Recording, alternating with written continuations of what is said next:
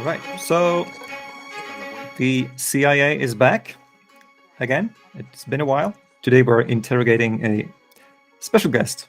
Usually we talk to athletes, competition athletes, mostly. But today we're talking to the president of the iFSC, Mr. Marco Scolaris, to find out what he's all about. Who is Marco, the climber, the man, as opposed to Marco, the iFSC president? What's his views on climbing? How did it all start? Olympics and so on. Yeah, it would be cool to see the whole background, how it all started, how you say, and yeah, what's in the future of the sports climbing or competition climbing. So. Yeah, exactly. What was his vision when he started? What's his idea for the future now, and why? Why is he doing this? You know. So yeah. With that said, let's do it. Hello. Good morning. Good morning. Hello. Good morning. Hello. All good? Good. Did you get your coffee? Usually, I'm a strange Italian. I don't drink so much coffee. I thought you had to drink a lot of coffee if you're Italian, but maybe. Yeah. This is what people think, that being Italian and drink a lot of coffee. But I think that eventually I'm a quite strange Italian. So first of all, thank you so much for doing this. It's we really appreciate it, and we're really keen to talk to you. Okay. Yeah. No, it's my pleasure, and especially I told you when I saw your background and what you're doing, I was quite excited to say, well, these people are great. Thank you. And a sport at 360 degrees that we all love. It's of course then my role is more oriented to competition, at least for the external world. But climbing is a 360 degrees offer. I was thinking we should, like I said, we should start a little bit with your background in climbing and move towards your how you got into it professionally, and then we have, of course, the federation part and what this is like and the future. Yeah, that kind of thing. Okay, thank you. It's a bit embarrassing, because when I have to talk, usually when I talk about my life or my past life is at a dinner with friends and or a coffee bar or in my house, in friend's house, and here in front of the camera is a bit more difficult, but I have nothing to hide. Maybe it's nice to share experiences. But I was born almost 65 years ago here in Torino, where I spent all my life. Although in the last years I'm traveling so much, I cannot say that I spent half of the year abroad, not even in Italy. And then from from the early 60s, my family really took all of us. I had two brothers, so the three young kids to the mountains, to the nature. It's from the very beginning of our life, they wanted us to experience the outdoor, to experience the nature. So we usually left the city when school closed, and we spent 3 months in this small mountain village. And we spent those 3 months playing football, for example, or exploring the nature, hiking, and of course, the size of the world was a bit different. It was much bigger than today. And our world in those days were those mountains. So we had goals in a summit. We had goals in a pass to see what was beyond the pass.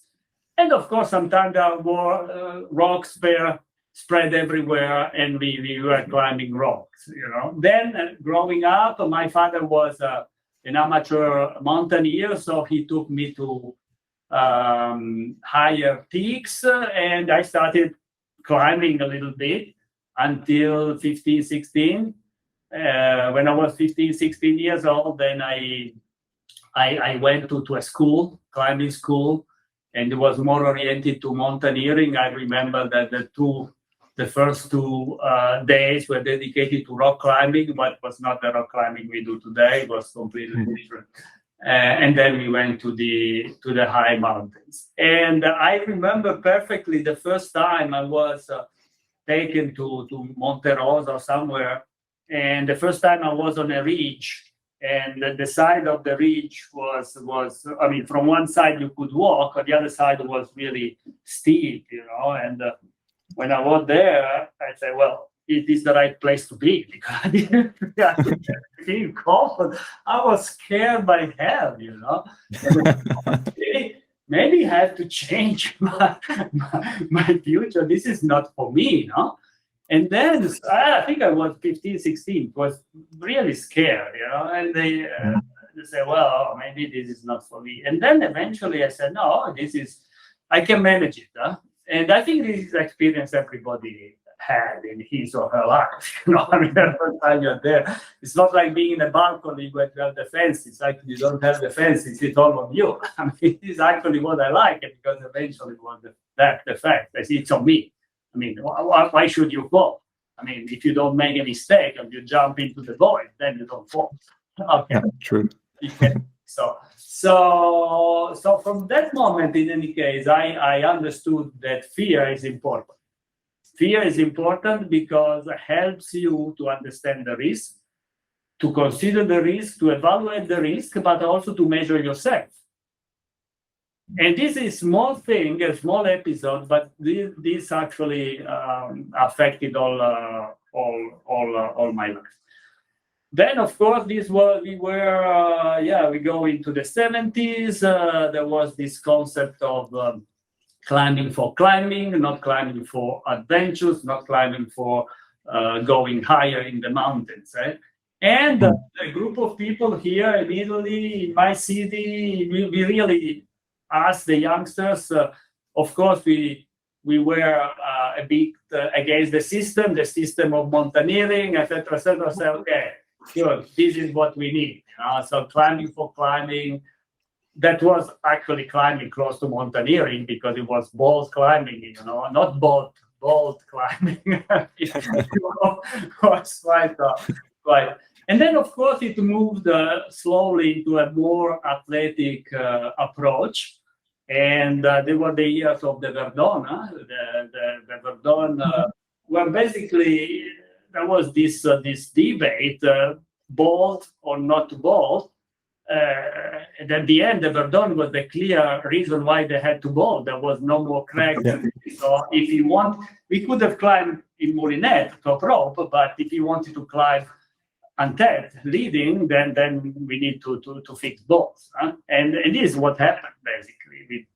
But at that moment, there was still a strong opposition to bolts. And then you can imagine we're starting thinking in the early 80s here of having competition, what was the reaction of our community. But before that, just about my life, yes, I was, in the beginning, I was a boulderer. I was basically a boulderer because I love bouldering, because bouldering is climbing. It just for sure. The rock, and it's magic. Bouldering is magic because the way your mind adapts your body to the challenge of the boulder is something that you cannot describe. And also the sensation when you send it, again, is something you cannot describe, because sometimes you don't know how it happened, Yeah. Tried this many times, and then all of a sudden, one day, you send it. And you say, oh, what's that? I'm here. And it felt easy. It's easy. Yes, there is this magic moment when all your body, there is a complete, a perfect coordination, or how you say, mix of body and mind, and then bam, you send it, and then you say, how can it happen? It's really, you cannot believe it happened, because maybe you tried for 100 times and so many days. So then this is the essence. This is really the core of climbing boulder. In addition to that, I must say that here we had the possibility to explore nature, because we have, Torino is at the end of several valleys, mountain valleys, and the glaciers pushed some erratic stones, piece of stone, rocks, boulders, basically, here in the flat, you know. So actually, there was the possibility to explore and to find out all those boulders that were forgotten because they were completely covered and hidden by vegetation. So we found a book of a geologist who made an inventory of all the boulders, but 200 years before. And so with this book, we went around and tried to find out where they were. And some of them were really difficult to find because they were completely covered by vegetation. So there was the research. Then when we found them, we had to clean them. Sometimes it took days, and then we could climb. But always with the question mark, we didn't know whether the boulder would be good for climbing or not. Because we didn't have pictures of the boulder. We have some drawings, but from the drawings of these geologists, you couldn't. And this was this combination of climbing and exploration is always something that really fascinated me. So when and climbing in those years for me was exploration, was somehow also meeting new friends, meeting people. I studied English at school, but then I decided to study French from my side on my own. I asked my brother to give me his grammar, and then I started studying because we were in France very often. And I really hated not to be able to communicate with people, and the French didn't speak any English. Even now, they say it's the same. It's not changing. So I studied French and I was able to communicate with the French. And we went to Verdun, we went to Fontainebleau, we went to Bux. It was great. It was great. Also, the scenario was completely different. It's not like today, you know. I remember that we were living with the car, with everything in the car, and it was a very long trip to Paris. And now you can go by train, which is good, or if you go by car, you have the motorway from here to Paris. At the time, a long section, the first section, there was no motorway. So on this, and I remember I just going left and right, but yeah, Fontainebleau, we didn't have any crash pad.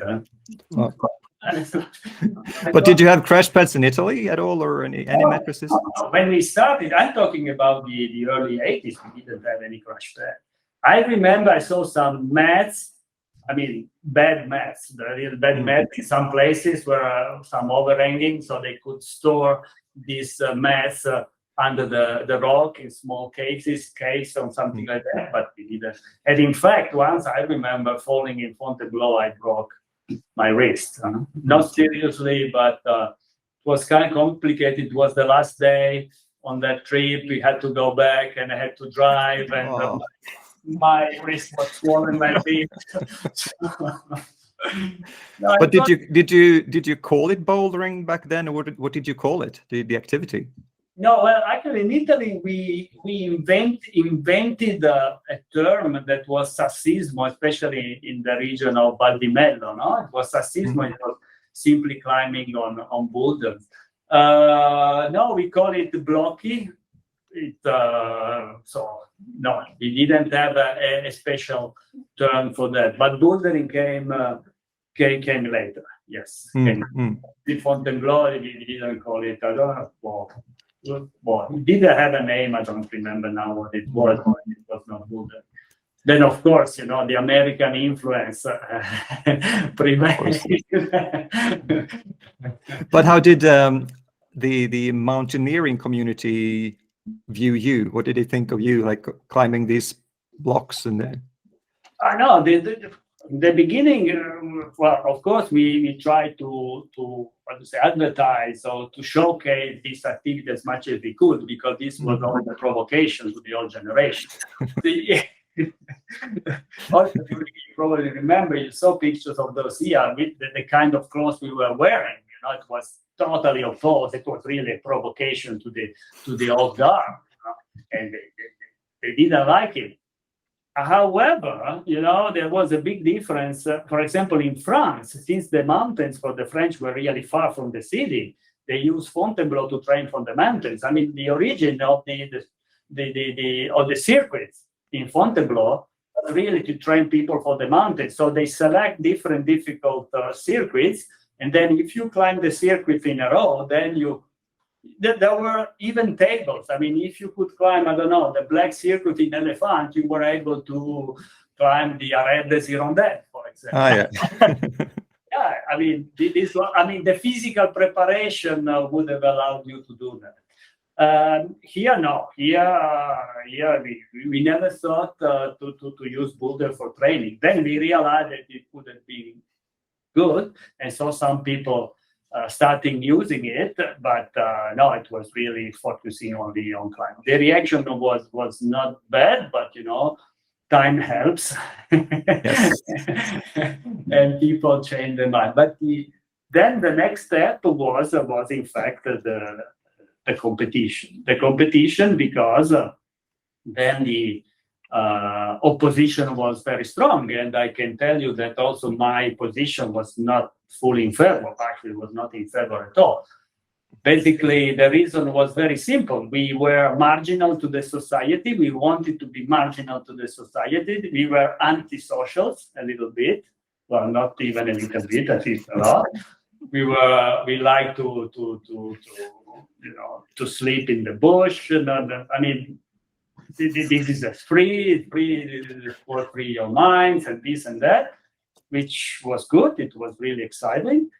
And then I remember we had a conversation here with the journalist, a famous Italian journalist, and he was accompanied by a famous Italian mountaineer who came to the community, a group of 10, 15 people, young climbers like me, saying, well, yeah, exploring the world that is using today. We are exploring the possibility to run some climbing competition. So for us, the first reaction was this is a sacrilege. I mean, the culture of competition doesn't belong to us. And then this guy, the journalist, had some good arguments, I think, that were such as, well, I don't think so. I think that the culture of competition exists even in mountaineering, first ascent, and this and that, etc., etc.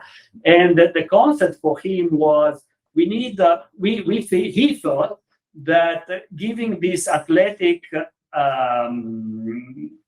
pushing the athletic side of climbing would have avoided the loss of many young climbers in the mountain, because he thought that at that moment most of the mountain challenges had been solved, and so the bar was higher and higher, and to achieve results higher and higher, the risk would have increased proportionally.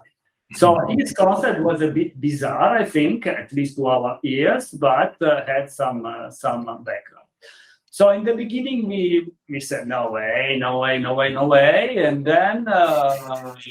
then people like me started thinking, oh, maybe we say no way, and others will come, and we do it, because he said, well, today is just one journalist, there's a mountaineer, this and that. Tomorrow there will be others, maybe some private company, and da. So what? We let it go, or we try to manage it? So some of us said, no way, they kept this position, and others like me said, oh, let's have a look, and maybe let's see how we can manage it. And this was really the turning point, because the concept from the beginning and until now is climbing to the climbers. So we said, if this section, this side, this movement has to grow, better if climbers manage it, not someone else, because we still believe that this sport is peculiar. It does have values. It does have many things that others don't do. We are not, well, in those years we felt better than others. Today, I would say, at my age, that we are different, not better. Who is better? We are different, and we need to keep our peculiarity, which is also expressed by values, also in everything that concerns climbing. So, and then it happened that step by step I was involved in the creation of the Italian Federation, and on and on and on.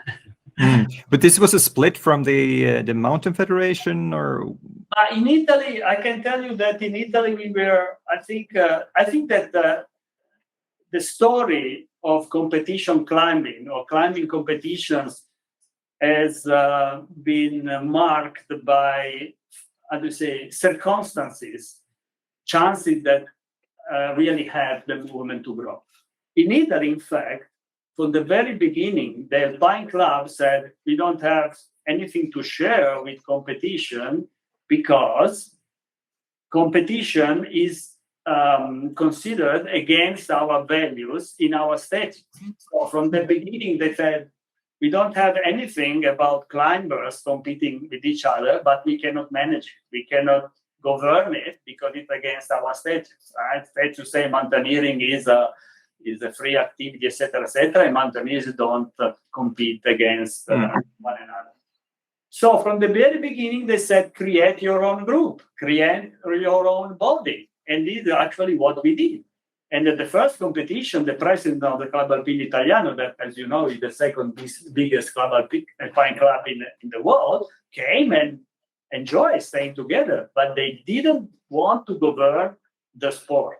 They said, we are not, for us, mountaineering is not a sport, so we are not governing the sport. And so that's why we created the National Federation. And then I was in this strange situation because my grandfather founded the Club Alpino Italiano here in Torino in 1863. He was among the group of 160 people who convened and created the Alpine Club. And I've been member since 60 years, because my grandfather, so his son, was member for life. So there is a tradition in my family from my mother's side that actually you must be member of the Alpine Club. And this helped. This helped because, from the very beginning, we didn't feel in contradiction or against the mountaineers. And even those reactions of opposition that sometimes looked a bit too much or exaggerated, we could understand. We could understand because from the beginning we had these reluctances. We have this question mark that said, are we doing the right thing? And then the question moved, are we doing the right things? Or, well, we have to do it because it will happen. So let's do the right thing doing the thing. Otherwise, if you don't do the thing, then we cannot judge from outside. I mean, you say, okay, it's not my business, then it's not your business. When you say you have the right to vote, okay, but then if you don't express the right to vote, then how can you judge? Well, you can express your opinion, but at the end of the day, you didn't express your opinion in the place where you were supposed to do it. Huh? Exactly. A question there. How does it look today? Because today we have, ski mountaineering, and which is sort of mountaineering sport. Is that within the sport federation or Alpine?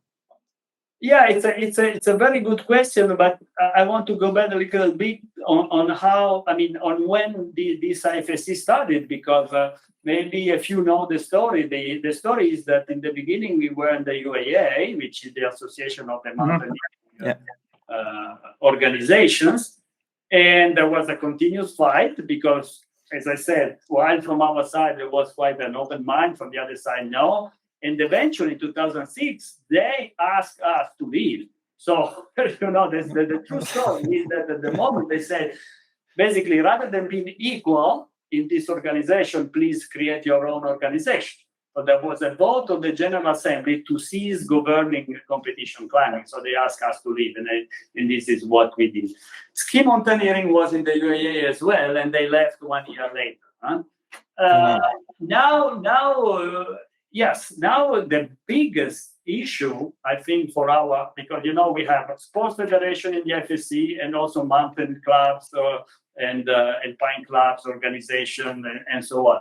The biggest challenge for our Alpine clubs or mountain clubs is this combination of two Olympic sports, because they clearly, even if maybe they don't have in the statutes the same provision as the Club Alpino Italiano, I think that the philosophy is almost the same, so they have to conciliate this competitive section that is demanding more, and the traditional part that basically maybe it's not the same as 20 years ago when they were against. Today they don't get it, but they have other purposes, other goals in their mind.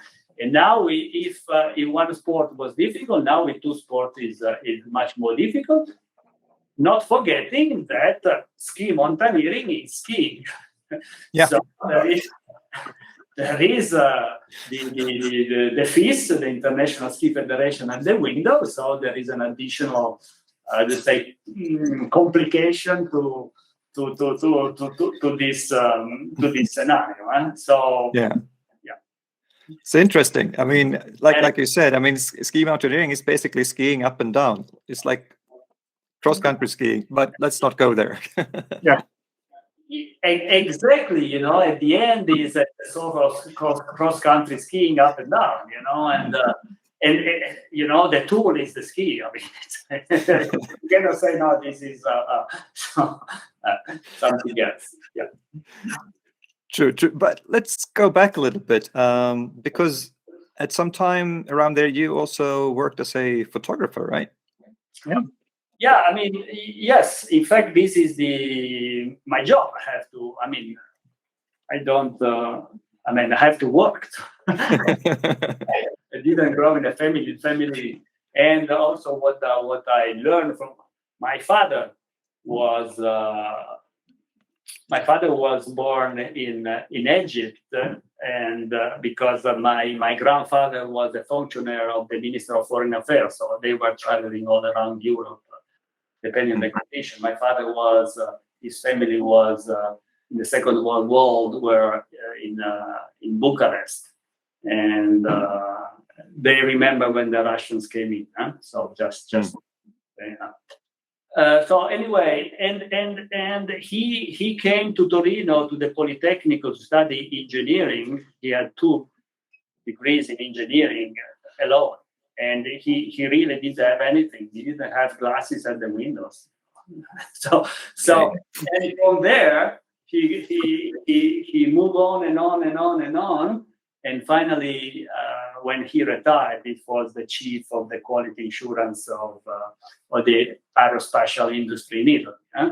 And so we didn't see him so much at home because he was traveling all around the world. And now I copy that. So anyway, no, but I had to work, and my passion was journalism in the beginning. So history and journalism. And in the beginning, I worked as a journalist for some sport magazine here in Italy. I was covering the Ski World Cup. So at the moment, there was a moment where I was close to learn also German. Then I said, no, sorry, this is too much for me. So I gave up. And in fact, I moved from the ski to mountains. I worked for mountain magazines and so on. And I was a writer mainly. And then I realized that sometimes those who were illustrating my text were not really reflecting my thought or my feelings. So I started taking pictures myself. Again, I was helped by my father. My father was an amateur photographer, but he had a lot of equipment. And so, with some difficulties, because my father was always jealous for his things. He allowed me to use part of this equipment. It was Nikon, and so I could start without the challenge of buying new equipment. And then it went on and on, and unfortunately the world changed, and I realized that even good texts were not paid the same as pictures. So I said, well, maybe I have to combine. And it's a pity because writing was one of my passions. But at the end of the day, you have to earn some money. And I spent almost 3 decades in the mountains, taking pictures of the mountains, exploring, going around the world, and most of them was on films. So because The first time I moved to digital was, I think, 2006 or no, 2006, 2007, when I was invited by the Chinese to the Everest Base Camp, and I visited Tibet, and then I started using digital. And then I mean, I was also photo editor for 2 different magazines. It was quite exciting because also the mountain magazine world, the mountain press was a bit, how do you say, conservative, and we tried to change something and to have a new approach. Sometimes we succeeded, sometimes we failed. One of the 2 magazines actually was closed, but also because of the crisis of paper and things, because we were not good. And then really spend. There was a moment I made a lot of reportage in the Dolomites. At that moment, I had an agreement with the Guardia di Finanza. Guardia di Finanza was the border control in Italy, and they were making some services for them, pictures. In exchange, they were helping me going up and down with the rescue team, sometimes using helicopters. Also, in that case, I tried to use helicopter in a quite sustainable way, because, and also not to bother people. I remember that when we were taking picture from above, I was informing the people in the hut the day before, the night before, say, sorry, we stayed there for 5-10 minutes. Sorry to bother you, but and then this picture will go on that magazine in July, September. The problem was that people knew it, so that when they saw the helicopter coming, they started saying,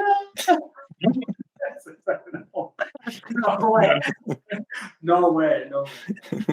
And funny stories like when once the helicopter was caught in a descending street, and we really lost height, and it went down for 70 meters, and was not a nice experience, I can tell you. And people from this Via Ferrata was on Monte Civetta, they saw it, and then they called the office of the magazine, and said, "Well, you were falling." And then they gave me the number of the guy. I talked to the guy and said, yes, we were falling. I said, because we saw you, they got you going down. So people were participating also in our work, and was really, really nice. Then also I started taking pictures of climbing competitions. And it was very interesting because the approach was completely different. Why?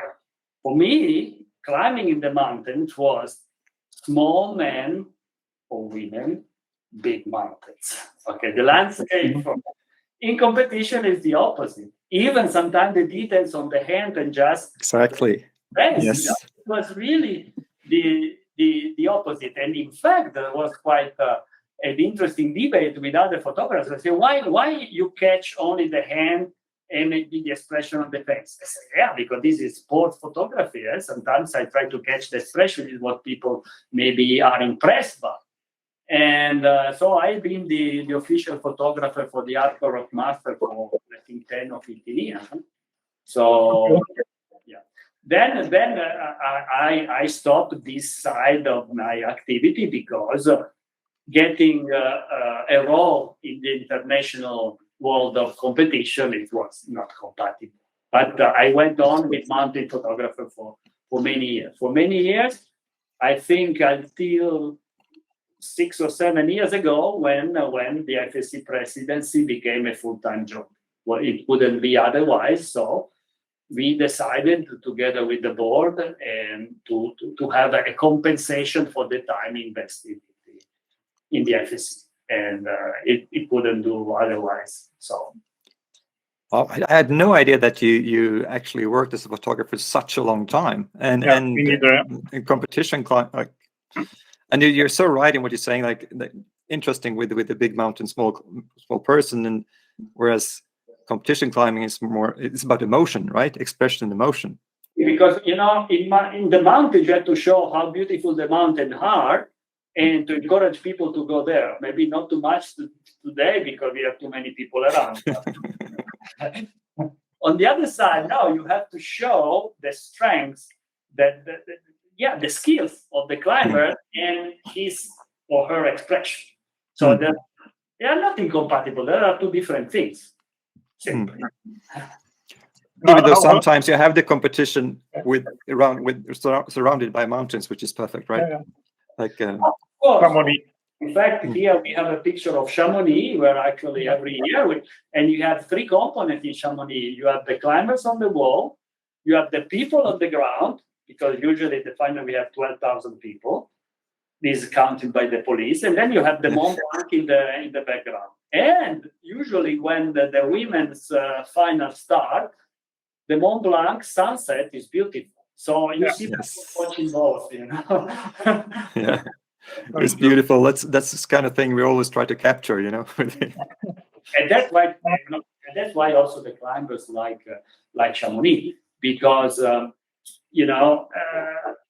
crowd, of course, being cheered by 12,000 people is something, and then the Mont Blanc, because it's majestic behind the wall. How about these days? Do you still have time to taking pictures, or do you completely quit this passion or this? I mean, yes and no, in the sense that, for example, last year I went with my daughter for 2 weeks in the desert in Utah, and then I took my cameras. But let's say it's very seldom, very rare that. I'm not taking picture so often. Yeah, and basically that for myself or for the family, not for magazine. Is it still Nikon? It's still Nikon. Still Nikon? No. The interesting thing with Nikon is the agent of Nikon, the importer of Nikon was in Tuscany until 20 years ago, and then they moved to Torino. So once I went here to the guy, to the chief of Nikon Italy, which is called Nidal, and I said, "Look, I'm normally working in summer when I think there are no sport or other important event. Can you give me some of your big lenses?" And the guy said, "Of course, no problem." So they're giving me the big lenses for 1 month, Then it was quite, then I said, I mean, is it safe? Because if something goes wrong, said, no, the insurance is covering everything. Yeah, there was for example, the 400-8 was 7,000 or 8,000 euros. So you see, if you got it from somewhere around. And then that was interesting because with these really big lenses, and nobody has seen these big lenses in the high mountains. For example, we went once to the summit of Mont Blanc. You can imagine a 400-8 on the summit of Mont Blanc. And sometimes someone says, "Oh, we have the paparazzi photographers." Honestly, and there is another thing that is that I worked also sometimes with other photographers because I covered also ski mountaineering and other events.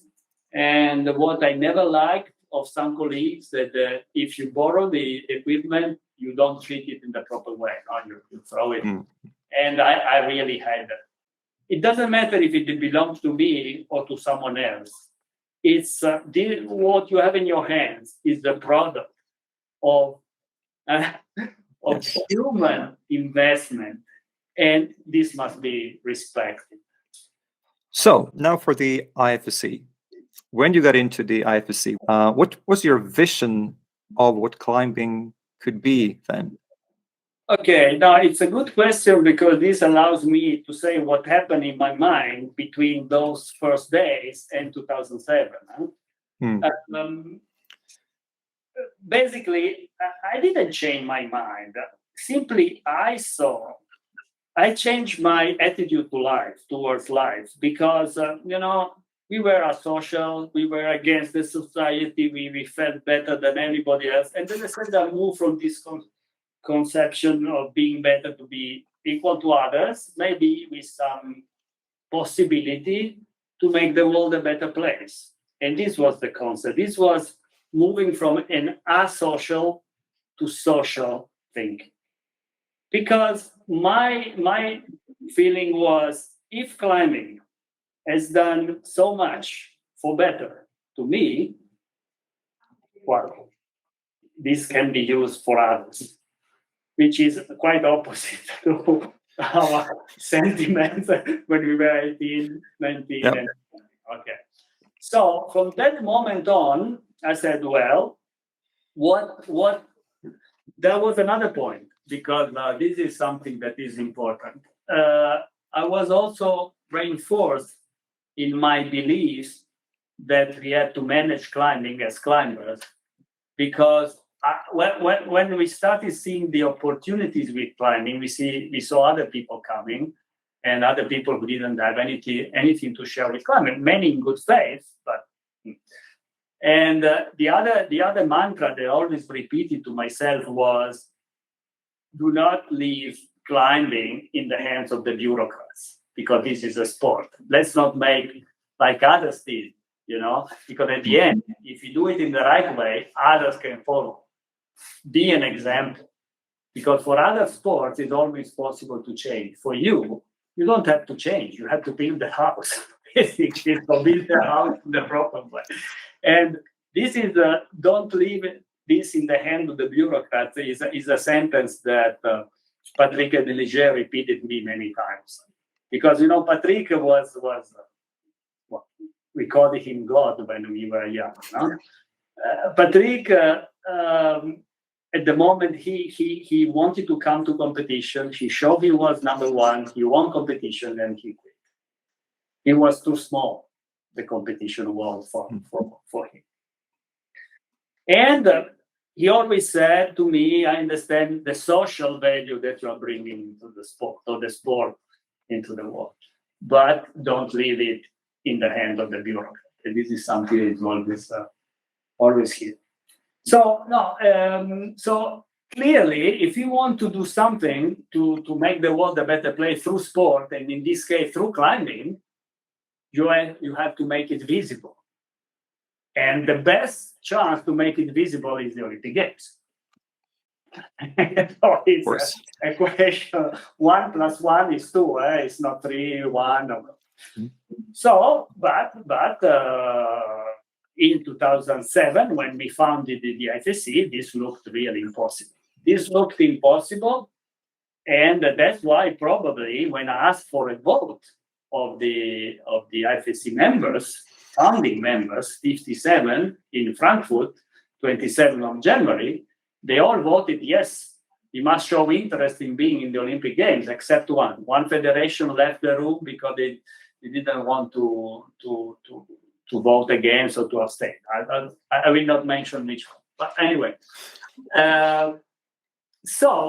and I repeat the question, said, do you understand what it means? Everybody said, yes, we do. Nobody did. But anyway, with this mandate, I say, let's go. Honestly, at that moment, I was thinking, someone came and said, well, how long will it take? I said, 20 years. And in fact, this forecast was correct. Why? Because we are now program sport in Los Angeles. What happened in between? It happened that we had the election of Thomas Bach as new president of the IOC in 2013. I met Thomas Bach in 2014. He was working on Agenda 2020, this revision of the Olympic goals, etc., etc. And with Agenda 2020, the IOC opened the door to the additional sport. I knew it was too early for us. I knew that our national federation were not ready. Not all. Many of them were not ready. We were not ready either. But when Thomas Bach said, keep your fingers crossed and be ready if the door opens, what should I have said? No, thank you. Of course. it's like climbing, you know. Maybe you don't expect to go climbing that day because they announce the rain, and then the sun comes out. What you do? You go climb. You go. It's, You have to take the chance, of course. I took the chance for sure. Yeah. With all the risk, but the risks were more inside than outside. I can tell you, no? Because we were not ready. So even sounds a little crazy, but the fact that the games were postponed, it was a tragedy for the athletes, really difficult for the athletes. But for us, iFSC, it was much better. We had 1 year more to prepare. This I want to be on. So anyway, from 2007 on, we work in establishing a strong, solid iFSC, and of course, with the aim to be someday in the Olympic Games. Consider that in 2007, our annual budget was 150,000 euros. Okay. So we created this opportunity, really counting every penny, not euro, any penny we had in our pocket. That's why also our reputation in the Olympic movement is high, because they saw that. But this was the goal also, to show that with limited resources you can make it. So you don't need. Okay, maybe we exaggerated a little bit. We stretched the organization beyond the limit. Maybe we were too much. But there is a middle way, a way in the middle where actually you don't need millions and millions to get there. You need maybe half, and you can use that amount of money for other purposes.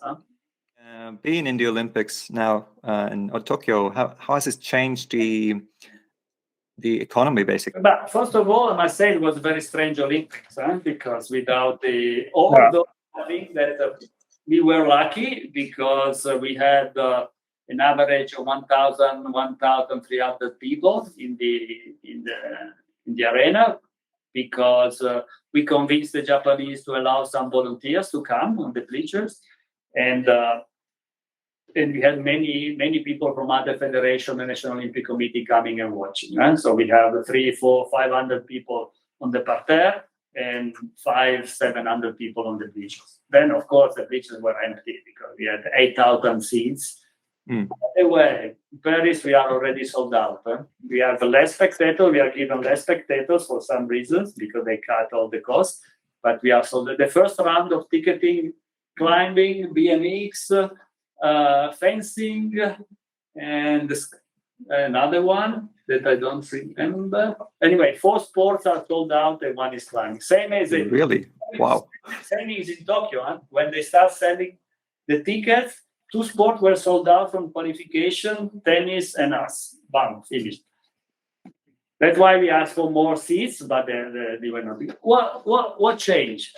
Clearly, of course, the fact that we are in the Olympics also helped us in attracting sponsors, or in our case, this company, Japanese company that is called Dentsu, which gave us a 5-year contract with a minimum guarantee, because I can tell you that, okay, our annual budget increased from 150,000 to almost 1 million, but then it would have been very difficult without this minimum guarantee to manage the preparation and then deliver the games. Why? Because as additional sport, we are not sharing the Olympic revenue, the TV rights revenue. And I think that people might, now you're Olympics, you get a lot of money from the IOC. No, because we will share this after Los Angeles, where we are program sport. So in the case of Tokyo, we received some money, a total of $500,000 to prepare the games for the 4-year period.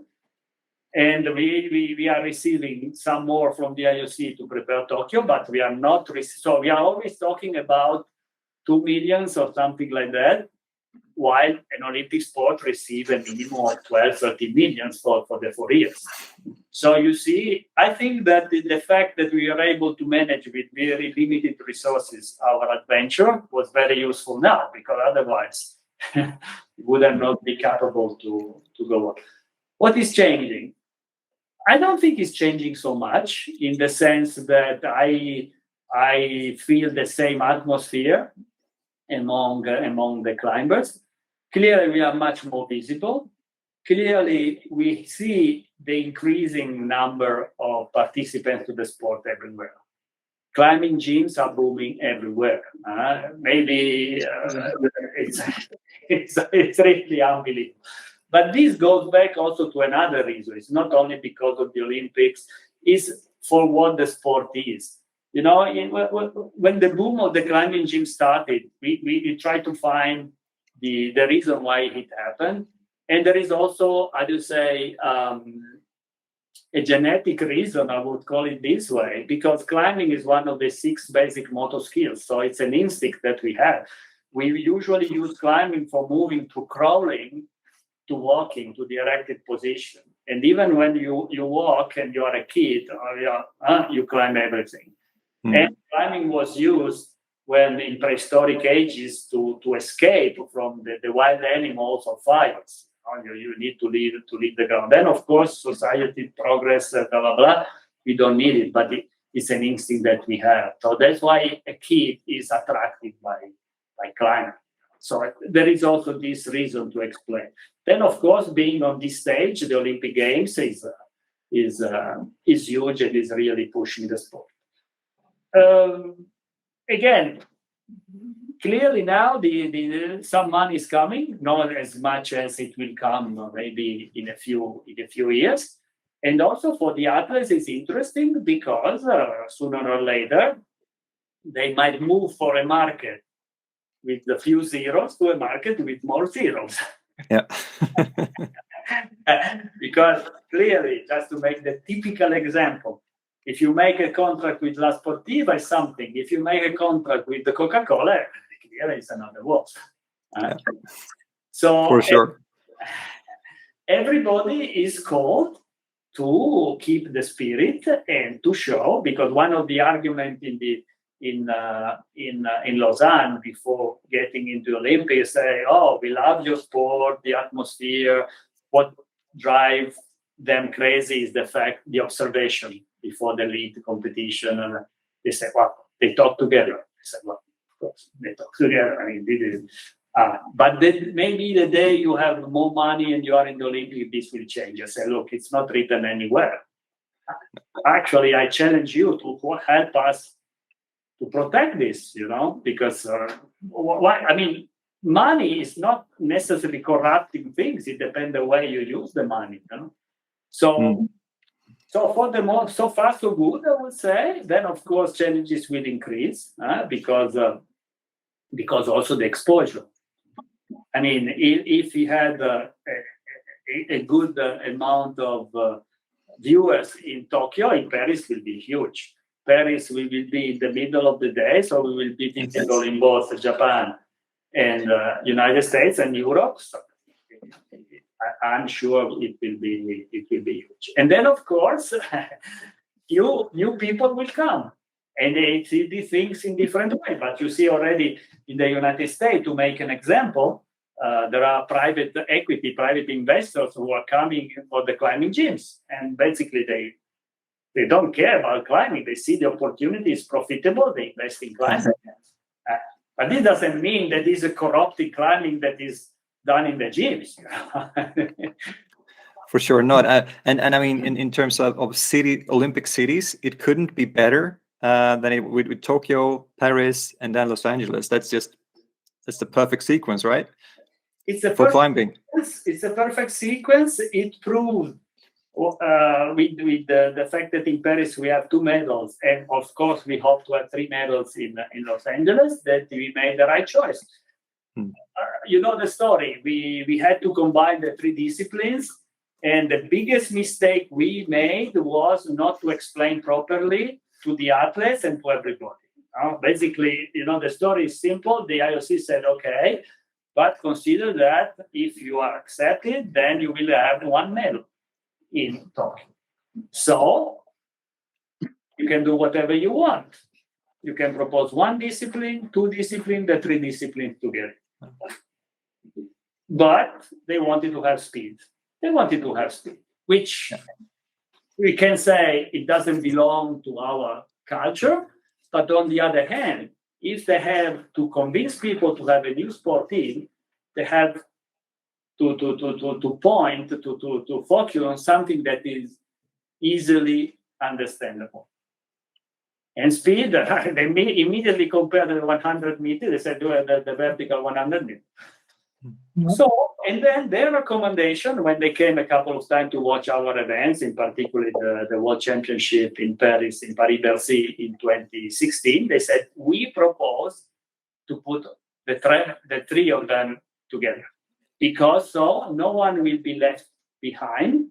And you can propose, people will also see that it's not logical to combine the 3 together, and will support more medals for the future. So that's what we did, and we succeeded. Of course, we were aiming to have 3 medals in Paris. I can tell you we were not so far, but basically the truth is that we are the only sport which increased the medal in Paris, increased the number of athletes and the medals. So, well, let's put it this way, for political consistency, and also there is another point, very practical. We have very few athletes. So how could we run 3 medal events with that reduced number of athletes? I mean, okay, speed with 14 athletes could be questioned. So, yeah. How is it like? How is the position of iFSC and IOC? How free you are, like, to show other sports, show gliding? Do you have some, do the IOC say, hey, it should be more TV friendly, like, to show the sport, or we can keep it how it is? Or do you have some other rules from IOC? For the moment, I say that we never entered this. Of course, in a real discussion. Then, of course, when I talk with the director of the Olympic Games, whose son is a boulderer, whose son is climbing, he said, well, maybe you need to improve bouldering a little bit, because it is true there's always a debate in the family, because when I watch boulder, I just see people falling, and my son is saying, you see this and that, and say, me as common person, I don't understand why the climbers like to fall so often. My God, my son is so excited. I would say that's a challenge for the commentators. No, I think him even another way. This is, I said, look, in life, we always, in our society, especially Western society, we always talk about success. This is a different approach to life. But maybe this is not a good argument with television. No, but I mean, also, like, if you haven't watched football ever, you don't expect, you won't understand it, right? All the rules. And I think it's the same with climbing, or with bouldering, that once people get to know more about it, and the commentators are good and can explain things, I don't think it should be a problem. But I mean, we'll see. We'll see. It's an open debate, and this is part of the discussion on the 3 medals in Los Angeles, because of course they lead. Everybody understands speed, perfect. Bouldering is also very long. It's also very long. It's not only the fact that sometimes you don't understand. Often you don't understand what's going on, who is winning. I think that especially in the Olympic Games, with this abundance of cameras, you can make a great show, even with the current rules. Then I don't exclude that rules can be improved, but the length of the event is a bit too much. I mean, for television. I have a couple of questions from viewers, and the first one is regarding the suspension of Russian athletes. Is this something that the iFSC can decide and you decided on your own, or is the IOC deciding this for the Olympics, considering also that World Championships are part of the qualification and so on? No, the iFSC can decide on its own, like all the international federations. Of course, we listen, and usually we try to follow the recommendation of the IOC. However, in our case, we suspended the two federations, and this is already beyond the recommendation of the IOC last year. The point today is that I think that clearly the IOC today is pushing to explore.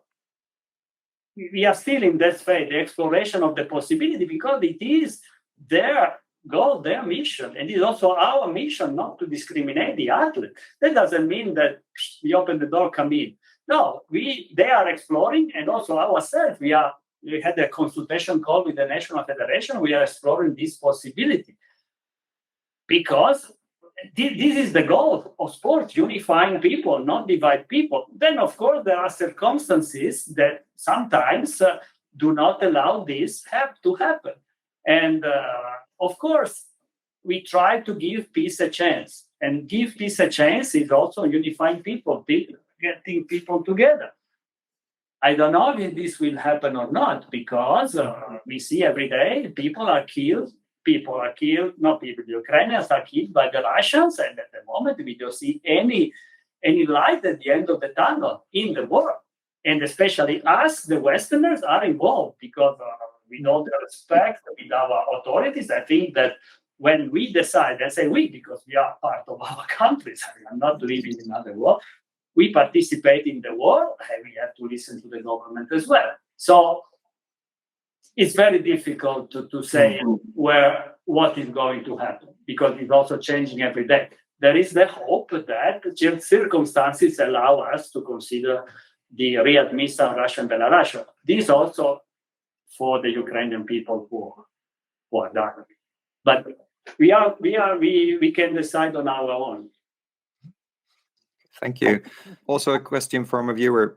So far, what was your proudest moment as president of the IFSC, and why?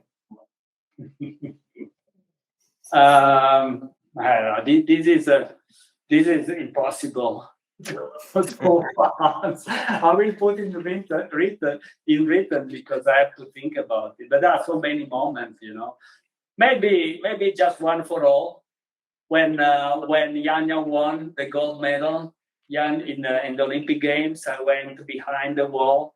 Janja grew up with my daughter, who is a competitor as well. I saw Janja. I ran towards Janja. Janja ran towards me. And I say, Janja, you made it. We made it. I remember I met you in Kalymnos like many years ago with your daughter climbing there. It was the Marco climber. So you are now the ISFC president, or you are still the Marco climber as well? I think I'm the Marco climber. Unfortunately, I cannot climb as much as I can. I would like, but I can tell you, you mentioned Kalymnos.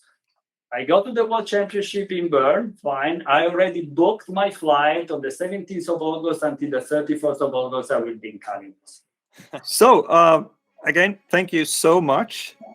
This was so good, and hope to see you on the circuit this year. Sure. At least at the World Championship, for sure. Yeah. Okay. Thank you. It was a pleasure. Thank you. Thank you very much, Marco. Ciao.